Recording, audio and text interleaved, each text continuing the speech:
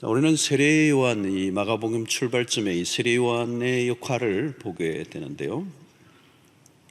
그런 그리스도의 오시는 길을 준비하는 그런 사명을 감당한 사람입니다. 자, 그의 행적들을 보면 눈길을 끄는 대목들이 있습니다. 자, 그리스도를 드러내고 증거하며 살아가는 사람들이 어떻게 살아야 하는가 하는 것에 대한 모습이 비추어지는데요. 오늘 6절을 보면 요한은 낙타틀 옷을 입고 허리에 가죽띠를 띠고 메뚜기와 석청을 먹더라 이랬습니다.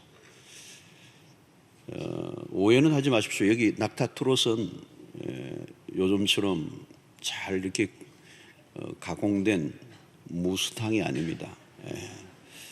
또 여기 가죽띠를 했다니까 명품 수제 혹시 가죽 벨트를 한 건 아닌가.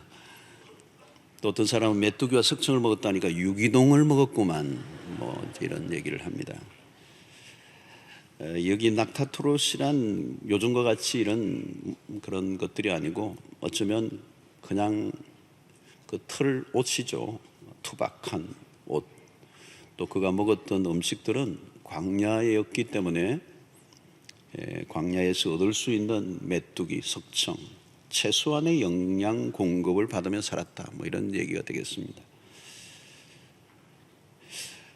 그의 모습을 보면 어떻게 보면 좀 반문명적이죠. 빈들에서 하나님의 음성을 듣고 또 백성들에게 세례를 베풀고 있는 그의 모습은 어떻게 보면 현실과는 좀 거리가 먼 듯한 삶을 살았던 사람입니다.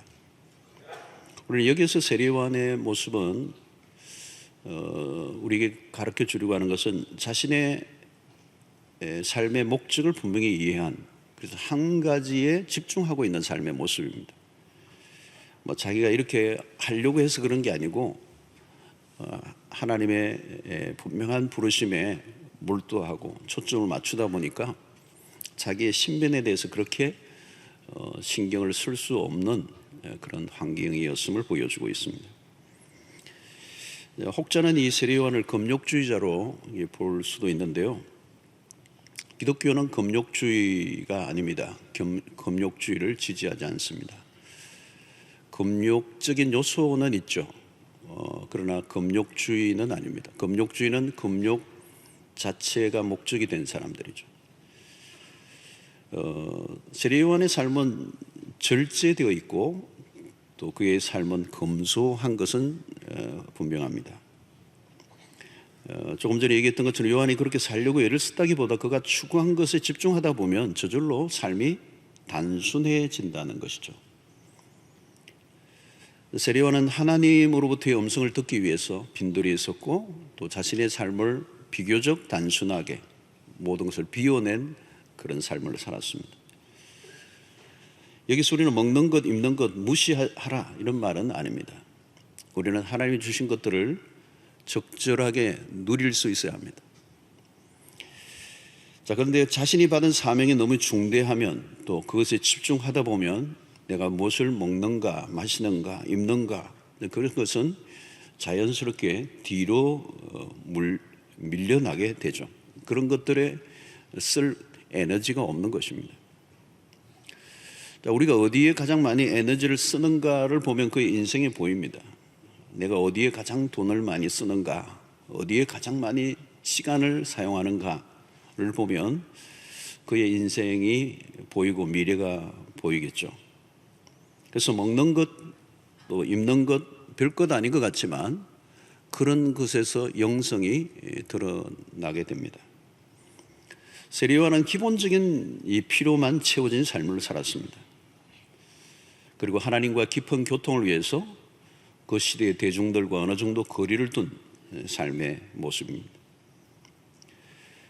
자, 우리는 세례 요한에서 배울 것들이 참 많이 있는 것 같아요. 우리는 세례 요한처럼 이렇게 살 수는 없지만 오늘 우리의 삶이 과도하게 세상에 치우쳐 있는 것은 없는지 살펴볼 필요가 있습니다. 우리는 이 시대의 문화를 잘 지켜보고 또 경계하지 않으면 우리의 삶의 주도권을 이 세상에 빼앗겨 버리기가 매우 쉬운 세상을 살고 있습니다. 절제하지 않으면 이 세상의 문화에 흡입될 가능성이 매우 높습니다. 그래서 우리는 이 세속적인 것들이 영적인 것들을 집어삼켜버리는 이 세상을 우리는 살고 있습니다. 오늘날 우리의 세상의 특징은 우리가 잘 알고 있는 것처럼 소비주의적입니다. 가능한 많이 소유하라고 닥달을 하죠. 창세기 3장에 나온 것처럼 사단이 하와에게 유혹했던 것처럼 보암직도 하고 버금직도 하고 지혜롭게 할 만큼 탐스럽기도 한 것들이 사실 오늘 우리의 주변에 많습니다. 그래서 우리가 어떤 것에 애착을 가지다 보면 그 애착하는 것들이 자꾸 늘어나게 됩니다. 그리고 애착의 강도는 강해지고요, 그 애착은 집착이 되고 집착은 중독으로 이어지게 됩니다. 우리는 자꾸 아주 소박한 것으로도 얼마든지 행복을 누릴 수 있었는데 우리의 욕망에 불이 질러져서 통제할 수 없는 단계까지 가면 아무리 많이 소유를 해도 우리는 행복할 수 없는 그런 세상을 살고 있습니다.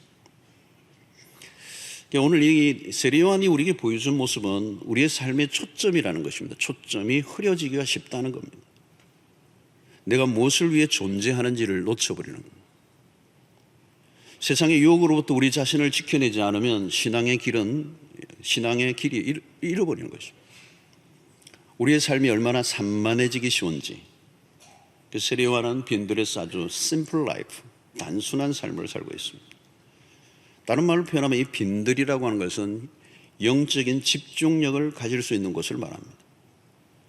복잡하고 요란한 이 세상의 소리로부터 일시적으로 차단할 수 있다면 우리는 도시에 살아도 빈들을 만들 수는 있습니다. 영이신 하나님과 교통하며 하나님의 음성을 듣고 산다는 것은 고도의 영적인 집중력이 필요합니다. 요즘과 같이 이 핸드폰, 인터넷, 이 TV를 붙들고 살면 하늘과 교신하기가 어려워요. 핸드폰을 붙잡고 사는 동안에 성경책을 들 손이 없습니다. 영상 문화에 익숙해지면 성경 난독증 정세를 보이게 됩니다. 말씀을 읽고 묵상할 여력이 없는 것이죠. 성경을 읽으려고만 하면 머리가 띵 하면 이미 영적 상태가 문제가 있다는 것입니다.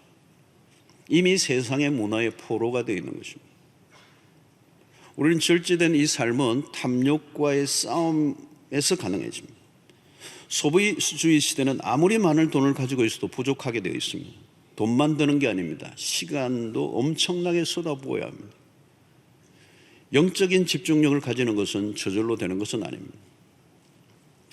우리가 기름진 음식으로 포만감에 빠져 계속 살면 어떻게 되죠?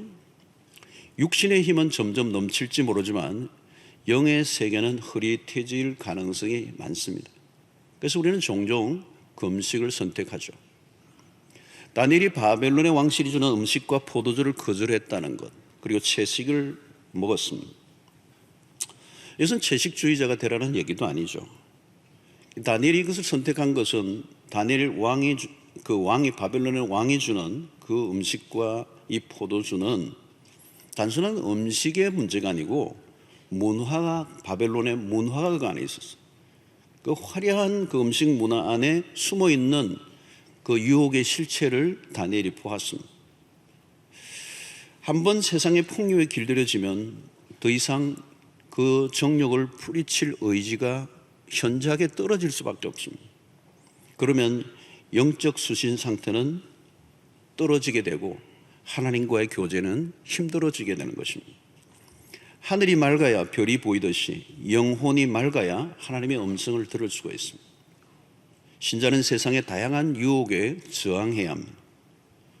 바울에게서 우리는 그것을 배울 수가 있습니다. 빌립보서 4장 11절로 12절을 보면 내가 궁핍함으로 말하는 것이 아니니라.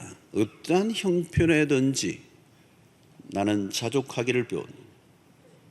나는 비천에 처할 줄도 알고 풍부에 처할 줄도 알아. 모든 일 곧 배부름과 배고픔과 풍부와 궁핍에도 처할 줄 아는 일체의 비결을 배웠노라.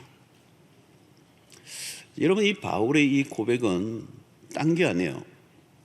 내가 어떤 형편에 처하든지 어떤 청병, 그것이 궁핍이든 그것이 풍요든, 그것은 내 삶의 중요한 주제가 아니든, 주된 관심이 아니라는 거예요.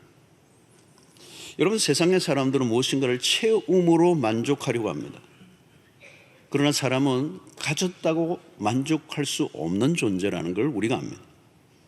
에덴 동산에서 아담은 최상의 환경에서도 만족하지 못하고 그 선악을 알게 하는 나무의 실과를 먹고 실패하고 말았습니다. 우리는 욕망하는 것과 필요한 것을 구별해야 합니다. 욕망을 자제하고 필요를 쫓아야죠. 그러나 필요한 것이라고 해도 모두 다 채워야 하는 것도 아닙니다.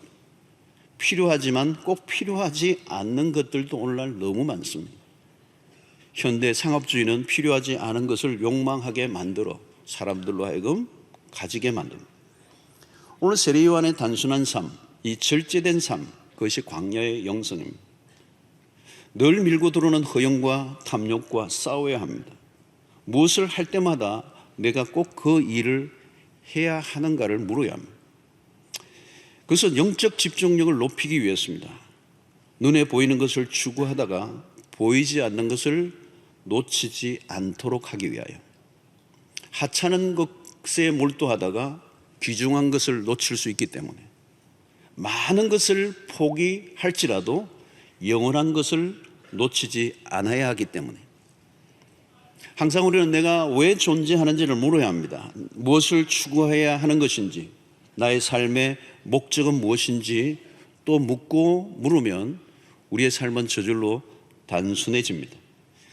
큰 그림을 보아야 되죠. 하늘의 음성이 분명해지면 세상의 다른 소리들이 귀에 들어오지 않습니다. 그러나 세상의 소리, 이 정욕의 소리의 귀를 먼저 기울이면 하나님의 음성을 들을 수가 없습니다. 오늘 우리의 삶은 너무 복잡해져 있습니다. 영적 수신 상태가 매우 좋지 않음입니다. 세상의 풍요에 치여 영적 풍성함을 놓치는 일들이 얼마나 많은지 모릅니다. 사랑하는 성도 여러분, 먹고 마시고 입고 하는 문제가 중요한 일이지만 그것보다 더 중요한 일이 있음을 우리는 놓치지 않아야 합니다. 갈수록 우리의 삶이 선명해져야 합니다. 오늘 이 세례 요한은 자신의 존재의 목적이 먹고 마시는 데 있지 않고 그의 존재의 목적이 오직 그리스도를 드러내는 일을 위하여 존재한다는 사실을 그는 잊지 않았습니다. 그래서 여러분, 그 외에 다른 것에는 거룩한 무관심을 가진 것입니다. 사랑하는 성도 여러분, 오늘 우리의 삶의 모든 초점이 그리스도를 드러내는 것이 되기를 축원합니다.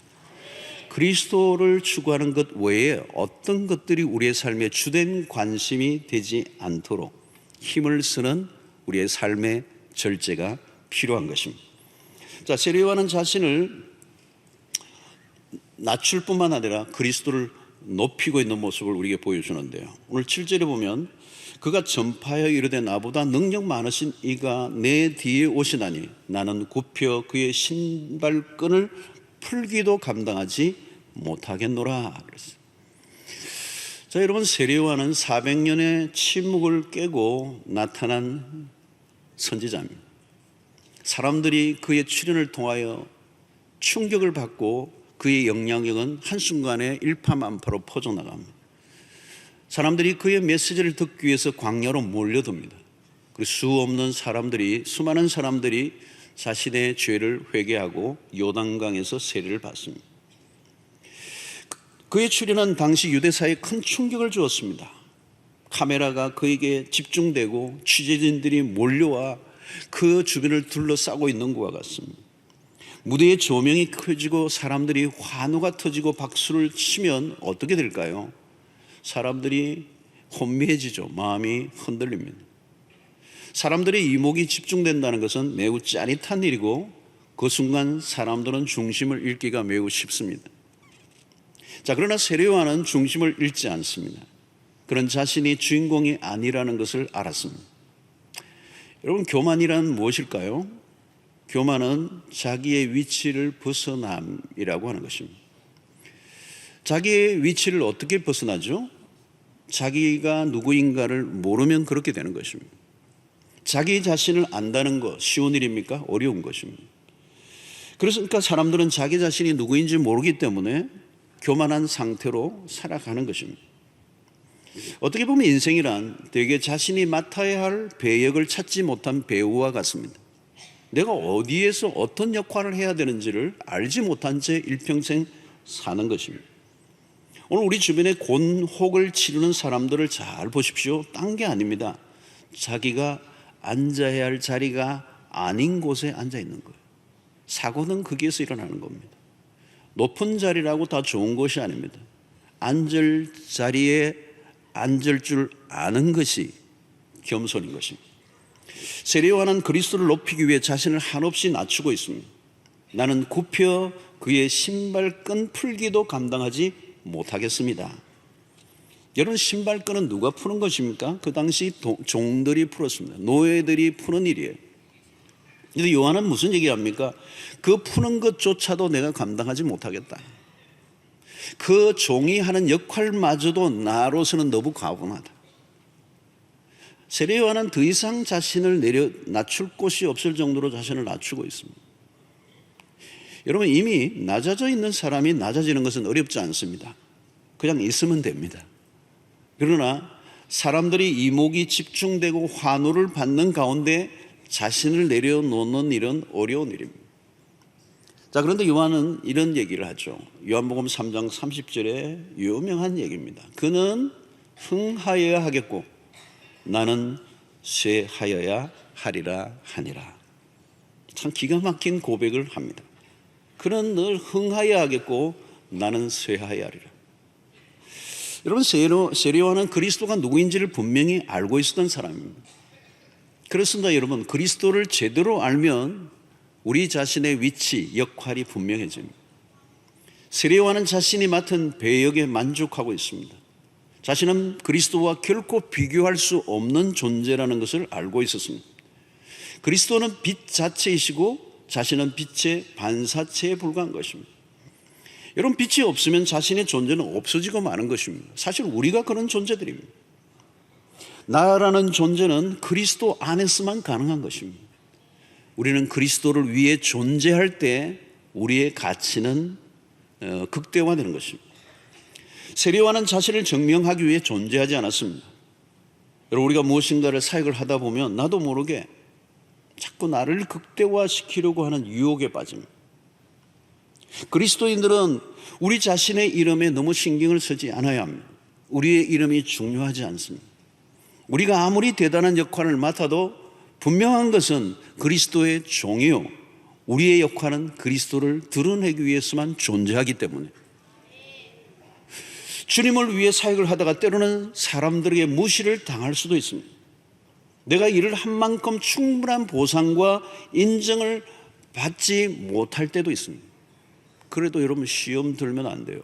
왜냐하면 우리 자신이 목적이 아니기 때문에 그렇습니다. 바울에게 그런 일이 있었습니다.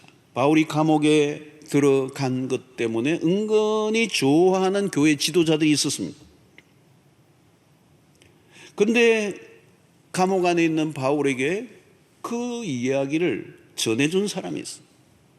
당신이 감옥에 들어온 것 때문에 좋아하는 사람이 있다고.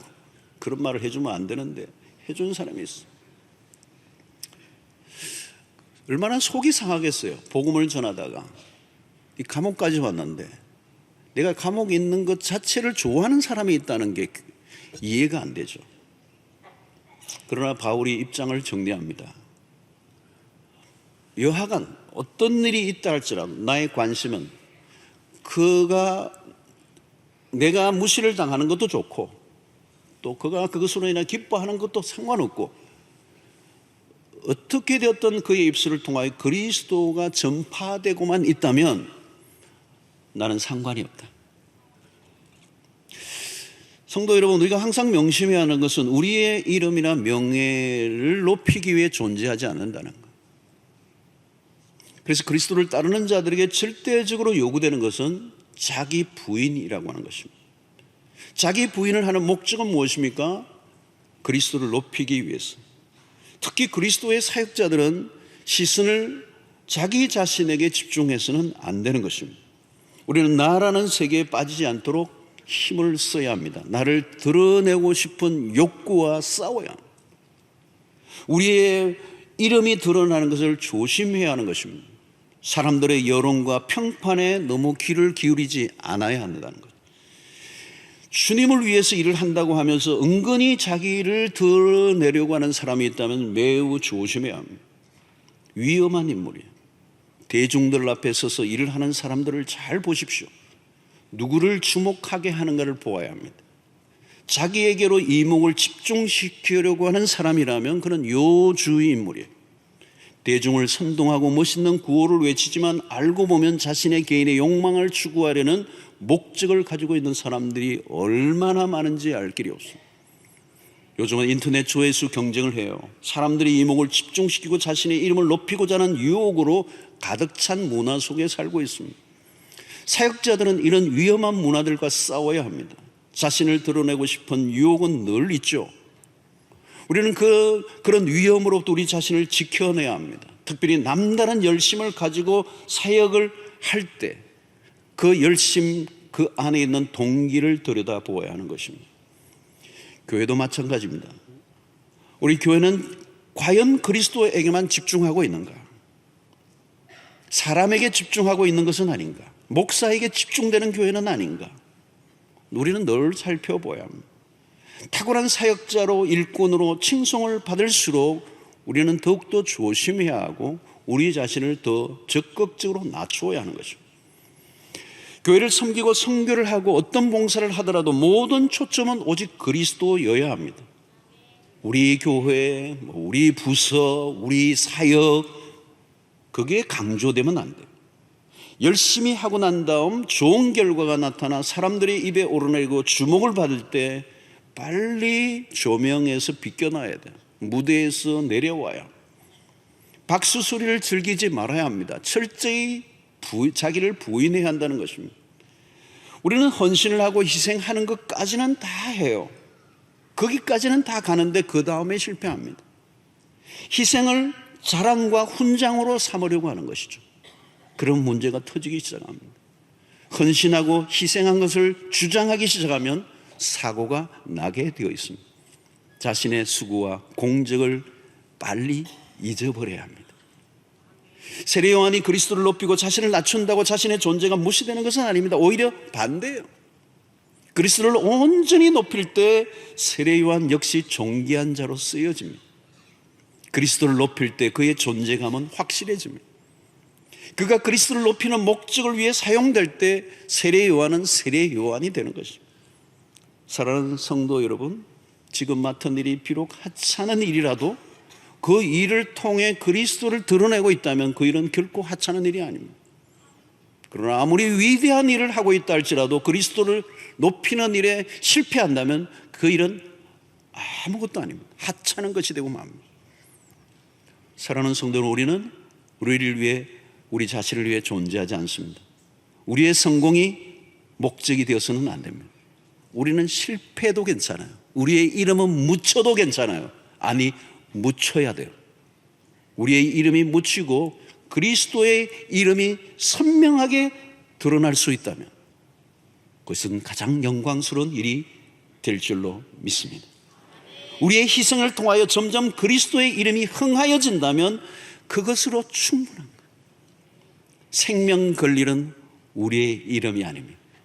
오직 그리스도의 이름을 높이는 일이 여러분들의 삶의 목적이 되고 이유가 되는 은혜가 있게 되기를 축원합니다.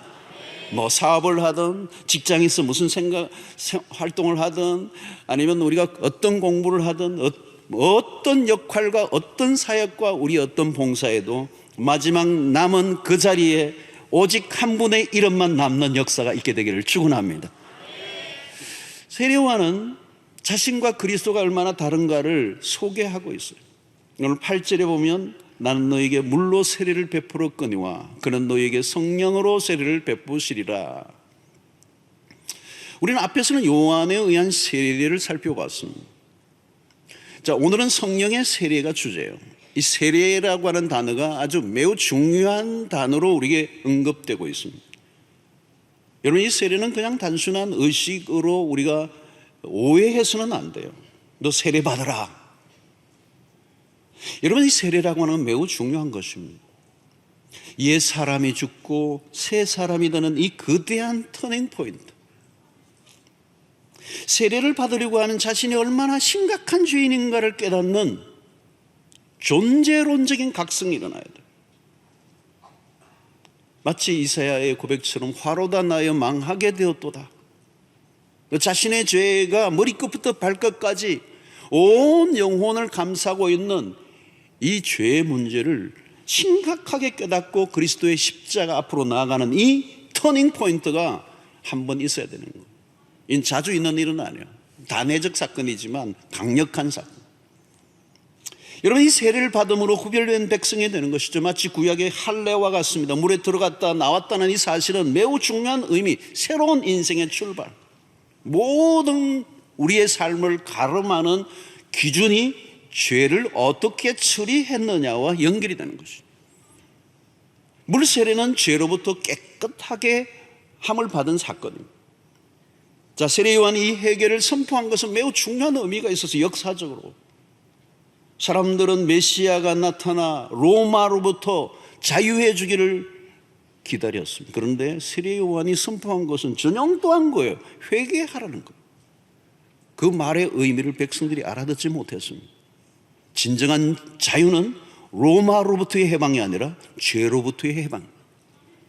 애굽에서 나오는 것보다 더 중요한 것은 참 하나님의 백성으로 살아가게 하는 것이다. 정치적 해방보다 더 중요한 것은 죄로부터의 해방이라는 거예요. 죄로부터의 해방이 없다면 다른 것은 다 의미가 없어지는 것입니다. 죄로부터의 자유는 인간의 힘으로는 불가능한 거예요. 죄와 사망의 권세로부터 자유를 얻게 하실 분은 오직 한 분 예수 그리스도밖에 없음을 세례 요한이 지금 선포하고 있는 것입니다. 그리고 그분이 오시면 비로소 성령으로 세례를 베풀 것이다. 자, 이 말은 무엇을 의미합니까? 죄의 용서함을 받는 것으로만 끝나서는 안 된다. 한 단계 더 나아가라는 겁니다. 죄로부터 완전한 자유를 누리는 삶을 지금 예수 그리스도가 베푸시는 성령의 세례를 통하여 일어난다는 거예요. 성령의 세례는 죄를 이기게 하는 능력이 부어지는 세례. 요한의 세례는 그 죄를 용서받았다라고 하는 어떤 외적인 표징으로 주어졌다면, 성령의 세례는 이제는 그 죄로부터 자유를 얻는, 죄의 지배 아래 살아갔던 사람들을 이제는 죄의 포로에서 벗어나 이제는 하나님의 참된 백성으로 살아가게 만드는. 우리는 복음서의 제자들을 보면 그들은 물세를 받은 자들이었습니다. 그러나 그것으로 충분하지 않아요. 사도행전의 오순절에 임한 성령으로 인하여 그들은 달라졌습니다. 비로소 제자들이 역사의 무대에서 그리스도의 제자로 능력 있게 살아갈 수 있게 되었습니다. 자신의 죄 문제를 끌어안고 늘 고민하고 갈등하는 인생에서 이제 하나님의 나라를 위한 일꾼으로 살아가게 되는 위대한 터닝 포인트. 사랑하는 성도 여러분, 인생을 가장 많이 낭비하는 게 뭔지 아십니까? 딴 게 낭비가 아니고요, 죄의 종로로 다며 살아가는 게 낭비입니다. 죄의 문제를 우리가 극복할 수 없으면 일평생 죄를 짓다가 그 죄를 짓다가 세월 다 보내고 죄를 지은 것에 대한 부산물, 후유증, 그 뒤척다거리 하다가 인생 볼일 다 봐요. 여러분, 죄는 매우 적극적이고요, 독성이 매우 강한 바이러스예요. 우리 지금 이 신종 코로나가 어마어마하게 무서운 질병으로, 이 바이러스로 지금 소문났지만, 여러분, 죄는요 그거보다 비교도 할 수 없을 정도로 강력한 것입니다. 파괴적이에요. 그 죄의 힘은 한 사람뿐만 아니라 그 모든 인류를 지옥으로 몰아가는, 그 죄의 능력을 꺾지 못하면 하나님을 위해서 살아가기는 고사하고 죄의 오물을 뒤집어 쓰고 살아야 한다.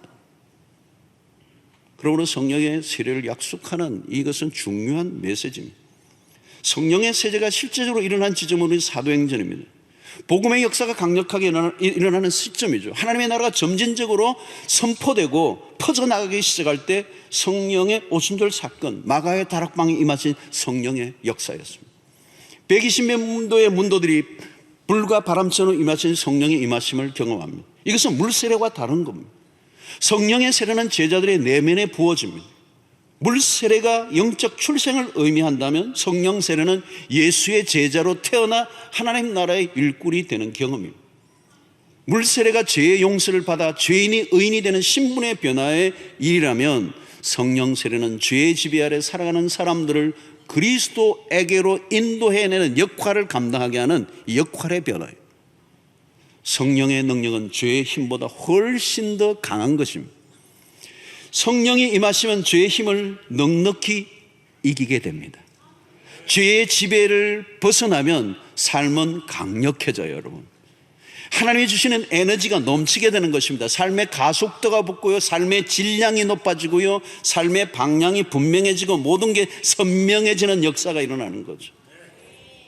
여러분, 죄는 삶의 에너지를 산산조각 내버리고 분산시켜버려요. 쓸데없는 일의 죄는 우리의 에너지를 다 소진시켜버리게 합니다. 그러나 성령이 임하시면 달라지는. 삼손을 보면 참 안타깝죠. 구약에 하나님이 그에게 주신 엄청난 재능과 파워, 그러나 여자들 꽁무니 따라다니다가 엉뚱한 것에 다 에너지를 소모하고 맙니다. 그렇습니다. 여러분, 죄를 짓는 삶이란 초점이 없는 삶이에요. 끌리는 대로 사는 거예요. 그 목표가 명확하지 않습니다. 그런데 성령의 세례는 뭐예요? 위로부터 부어지는 능력입니다. 성령은 내적인 확신을 줍니다. 성령의 능력이 임하면 새로운 차원의 삶을 살게 합니다. 성령의 세례를 받을 때 비로소 삶은 분명한 중요한 분기점이 되는 것입니다. 그래서 오순절 임하신 성령이 불처럼 바람처럼 임하셨다는 것은 매우 상징적인 것입니다. 여러분, 불과 바람은 자연 세계에서 가장 강력한 힘을 상징하는 것입니다. 그 바람이, 불이 임하면 모든 것을 한순간에 날려버리고 마는 것이죠. 위로부터 임한 성령이 바로 그런 것입니다. 베드로가 그 성령이 임하시고 난 다음에 완전히 달라진 것 하나가 뭡니까? 그 이전에는 예수님의 제자인 것 자체도 부인하고 어린 아이, 여자아이 앞에서도 겁을 먹은, 그래서 예수를 부인해버렸던 그 베드로 아니었습니까? 그러나 오순절의 마가의 다락방의 성령 사건 이후에 사도행전 바로 2장에 무슨 일이 납니까? 베드로가 설교를 합니다. 그리고 그 당시에 종교 지도자들을 향하여 거세게 몰아치며 무슨 얘기하죠? 너희들이 예수를 십자가에 못 박았다고 얘기합니다. 비로소 예수를 과감하게 증거하고 드러내는 증인이 되었습니다. 사랑하는 성도 여러분, 바로 이것이 그리스도가 오심으로 우리에게 주어진 성령의 세례 사건입니다.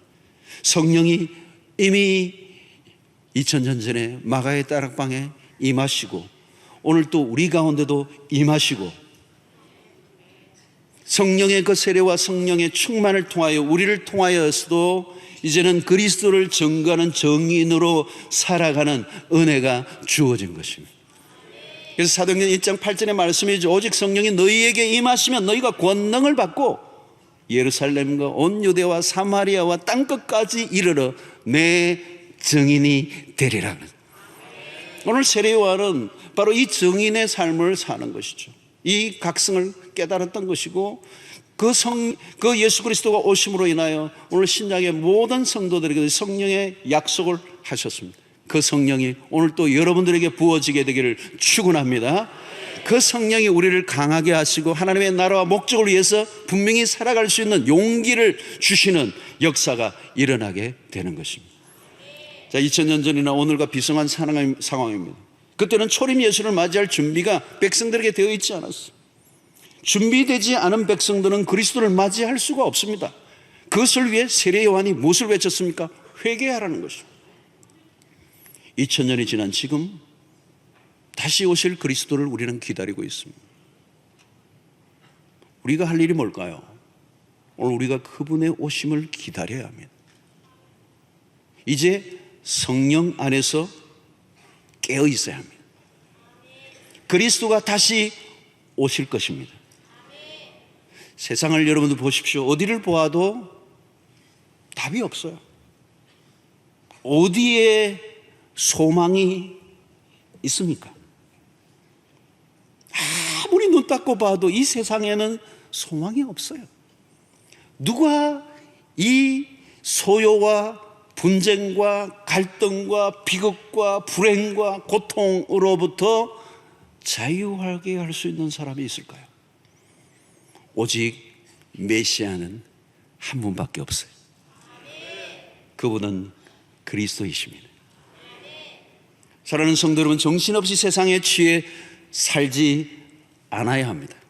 이 혼탁하고 복잡한 이 세상 가운데 우리의 영적 수신 상태를 확인하셔야 돼요. 하나님과 교신을 긴밀하게 할 수 있어야 돼요. 깨어있는 자로 하늘의 음성을 날마다 듣고 그분의 말씀의 인도를 받는 영적인 깨어있는 신자들 될 수 있게 되기를 축원합니다. 뿐만 아니라 오늘 우리에게 살아야 할 존재의 이유를 찾아야 하는 것입니다. 그것은 오직 그리스도를 증거하기 위하여, 그리스도를 드러내는 것이 우리의 삶의 목적이 되어야 합니다. 내 이름과 내 명예와 나의 어떤 것이 아니에요. 우리의 출세와 성공이 아니라 오직 우리의 살아가야 할 존재, 우리의 어떤 열심과 노력의 그 모든 목표도 오직 그리스도와 그리스도의 나라를 확장하는 것이 되어야 될 줄로 믿습니다. 우리의 사명은 하나님의 나라에 있습니다. 모든 것을 걸고 오직 그리스도만을 드러내는 일에 여러분들의 생애가 쓰임받게 되기를 바라고, 그리스도와 그의 왕국을 위해 열심히 다른박질 치는, 그래서 주님이 다시 오시는 그날 아멘 주 예수여 어서 오시옵소서, 그 주님을 환영하는 믿음의 백성들이 되시기를 주의 이름으로 축원합니다. 하나님 아버지, 오늘 또 우리에게 주신 이 말씀을 기억하고 오늘 이 시대에 우리가 어떤 모습으로 살아야 하는지, 또 우리가 왜 존재하는지를 분명히 확인하고 우리를 부르신 그 부르심에 합당한 삶을 살아가는 주의 백성들이 다 되도록 인도하여 주시옵소서. 우리는 우리를 위해 존재하지 않고 오직 그리스도를 위하여 존재함을 잊지 않고 살게 하여 주시옵시고, 먹든지 마시든지 무슨 일을 하든지 우리의 그 일을 통하여 그리스도의 이름만 존귀케 되는 일을 위하여 우리의 삶이 드려질 수 있도록 은총을 더하여 주시옵소서. 예수님의 이름으로 기도하옵나이다. 아멘.